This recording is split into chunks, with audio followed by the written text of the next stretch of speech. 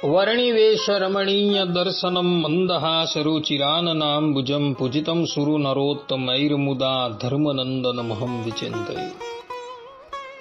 असतो मा षड्गमय तमसो मा ज्योतिर्गमय मृत्युर्मा अमृतं गमयः। ओम शांति शांति शांति।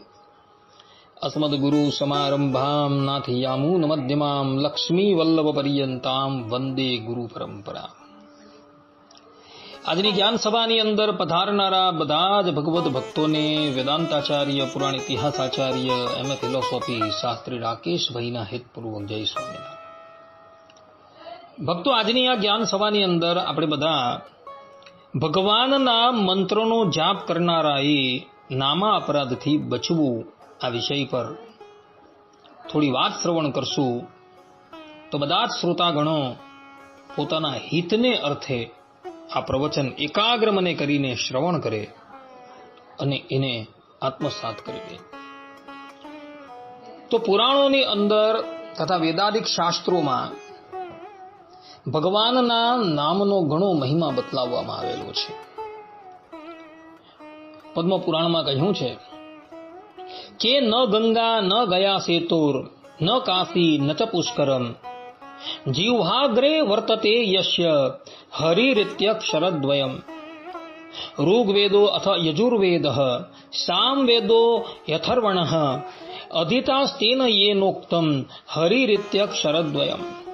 અશ્વમેધાદિભિર્યજ્ઞૈર નરમેધૈઃ સદક્ષિણૈઃ યજિતમ તેન યેનોક્તમ હરિરીત્યક્ષરદ્વયમ। प्राण प्रयाण पाथेयम संसार व्याधिभेषजम दुख क्लेश परित्राणम हरिरीत्यक्षरद्वयम। अर्थात કે જેની જીભના ટેરવે હરિ આ બે અક્ષરો રહે છે તેને ગંગા, ગયા, સેતુબંધ, કાશી અને પુષ્કર તીર્થની કોઈ આવશ્યકતા નથી। અર્થાત તે તીર્થોની યાત્રા, સ્નાન વગેરેનું ફળ ભગવાનના નામના ઉચ્ચારણથી જ મળી જાય છે। જેણે હરિ આ બે અક્ષરોનું ઉચ્ચારણ કર્યું તેણે ઋગ્વેદ, યજુર્વેદ, સામવેદ અને અથર્વવેદનું અધ્યયન કરી લીધું। જેણે હરિ આ બે અક્ષરોનું ઉચ્ચારણ કર્યું તેણે દક્ષિણા સહિતના અશ્વમેધ વગેરે યજ્ઞોથી યજન કરી લીધું। હરિ આ બે અક્ષરો મૃત્યુ પછી પરલોકના માર્ગે પ્રયાણ કરનારા પ્રાણો માટે પાથે અર્થાત કે ભાથું છે, સંસારરૂપી રોગ માટે સિદ્ધ ઔષધ છે અને જીવનના દુઃખો અને ક્લેશો માટે પરિત્રાણ એટલે કે રક્ષક છે। આ પ્રમાણે ભક્તો, જે પણ કોઈક મનુષ્યએ ભગવાનના પવિત્ર નામોનો જાપ કરેલો છે એણે સમસ્ત વેદોનું પારાયણ કરી લીધેલું છે, સમસ્ત તીર્થયાત્રાને પણ કરી લીધી છે અને સમસ્ત યજ્ઞોનું પણ અનુષ્ઠાન કરી લીધેલું છે। આ પ્રમાણે પદ્મપુરાણની અંદર ભગવાન શ્રીમદ નારાયણના નામનો ઘણો મહિમા ગાવામાં આવેલો છે। પરંતુ એ નામ સફળ ક્યારે થાય? તો જ્યારે એ નામનો જપ કરનારો 10 પ્રકારના નામા અપરાધોથી બચે તો જ એનો એ મંત્ર જપ સફળ થાય છે। પદ્મપુરાણ બ્રહ્મખંડ 25મા અધ્યાયના 14 થી લઈને 17મા શ્લોક પર્યંતમાં સંકાદિક ઋષિએ દેવર્ષિ નારદને 10 પ્રકારના નામા અપરાધોનું વર્ણન કરેલું છે। જેમ કે સંકાદિક ઋષિ દેવર્ષિ નારદને કહે છે કે સતામ નિંદા નામનઃ પરમ અપરાધમ બુદ્ધજના વદત્યેનામ કર્તુમ ન ખલુ મનુજઃ કોપી યતતે શિવસ્ય શ્રી વિષ્ણોર્યઃ ઇહ ગુણાનામ આદિ સકલમ ધિયા ભિન્નમ પશ્યેત સ ખલુ હરિનામા હિતકરઃ ગુરોર્વજ્ઞા શ્રુતિશાસ્ત્ર નિંદનમ તથા અર્થવાદો હરિનામની કલ્પ્યતે નામા અપરાધસ્ય હિ પાપ બુદ્ધિર્ન વિદ્યતે તસ્ય યમેર્હિ શુદ્ધિ ધર્મ વ્રત ત્યાગા હુતાદિ સ્વર્વ શુભ ક્રિયા સામ્યમપી પ્રમાદઃ અશ્રદ્ધાનો વિમુખો અપ્યશૃણવન યશ્ચોપદેશ શિવનામા અપરાધઃ શ્રુત્વાપી નામ મહાત્મ્યમ યહ પ્રીતિ રહિતો અધમઃ અહમ મમાદિ પરમો નામની સો અપ્ય અપરાધ કૃત. અર્થાત કે સજ્જનોની નિંદા કરવી એ શ્રી હરિના નામનો મોટો અપરાધ છે. તેથી કોઈ પણ મનુષ્યએ સજ્જનોની નિંદા કરવી ન જોઈએ. વળી જે મનુષ્ય શિવ તથા શ્રી વિષ્ણુના ગુણો તથા નામો આદિને બુદ્ધિથી અલગ અલગ જુએ છે તે પણ ખરેખર શ્રી હરિના નામનું અહિત કરનારો થાય જ છે. ગુરુનું અપમાન, વેદ શાસ્ત્રની નિંદા તેમજ શ્રી હરિ નામમાં ખોટી પ્રશંસાની જે કલ્પના કરાય તે પણ શ્રી હરિ નામનો અપરાધ છે. તેવો અપરાધ કરનાર પાપ બુદ્ધિ મનુષ્યની શુદ્ધિ અનેક પ્રકારના યમ નિયમોનું પાલન કરવાથી પણ ખરેખર થતી નથી. ધર્મનો તથા વ્રતનો ત્યાગ કરવો તથા તેના વિષયમાં પ્રમાદ કરવો, તે બધાનો ઉપદેશ સાંભળીને પણ શ્રદ્ધા ન કરી તેનાથી વિમુખ રહેવું તે પણ નામ અપરાધ છે.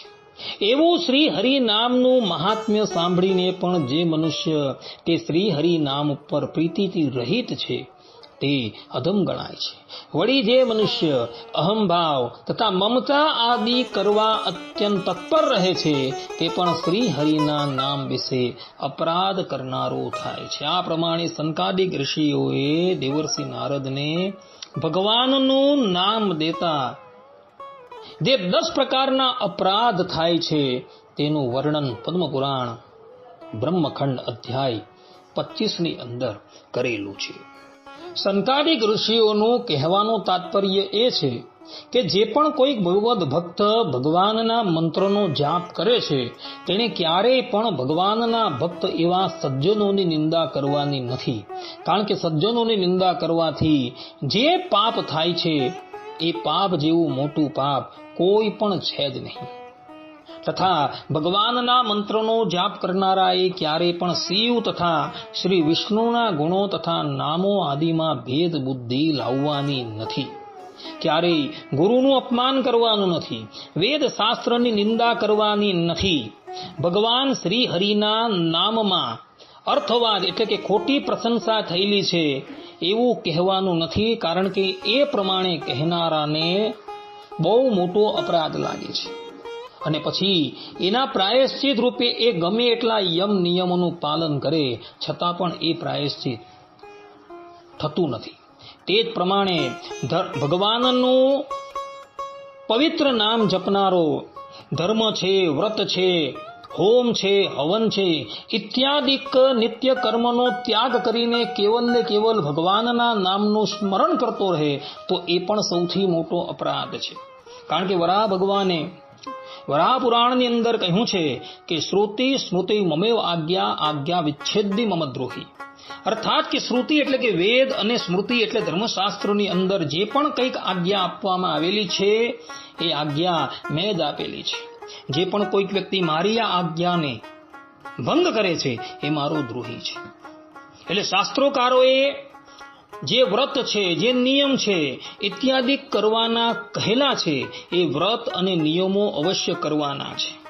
પરંતુ મનોમન એવું નથી નક્કી કરવાનું કે ભગવાનના નામની અંદર બધું જ આવી જાય છે માટે એ વ્રત છે, નિયમ છે ઇત્યાદિ કરવાની કોઈ જરૂર નથી. જો એ પ્રમાણે તમે કરશો તો તમે જે ભગવાનના નામનું સ્મરણ કરો છો એ સ્મરણનું તમને કોઈ પણ ફળ મળશે નહીં. તથા જે વ્યક્તિ અનધિકારી છે એ અનધિકારી મનુષ્યની સન્મુખ ક્યારેય પણ ભગવાનના નામનું મહાત્મય જાહેર કરવાનું નથી. ભગવાનના નામનું મહાત્મય શ્રવણ કર્યા બાદ ભગવાનના નામના જાપમાં લાગી જવાનું છે. જો એમાં પ્રમાદ કરવામાં આવે તો એ પણ નામા અપરાધ કહેવાય છે. તથા ક્યારેય પણ પોતાની અંદર અહમ બુદ્ધિ રાખવાની નથી તથા સ્વજનાદિકની અંદર મમતા બુદ્ધિ રાખવાની નથી. આ 10 પ્રકારના અપરાધથી જે પણ કોઈક મનુષ્ય બચે છે તેને જ એ નામ ફલદાયક થાય છે, અન્યથા એ નામ ફલદાયક થતું નથી. માટે બધા જ ભગવદ ભક્તો આ વાત જે છે આત્મસાત કરીને રાખજો અને જ્યારે પણ તમે ભગવાનના નામનું સ્મરણ કરો ત્યારે આ 10 અપરાધથી બચજો.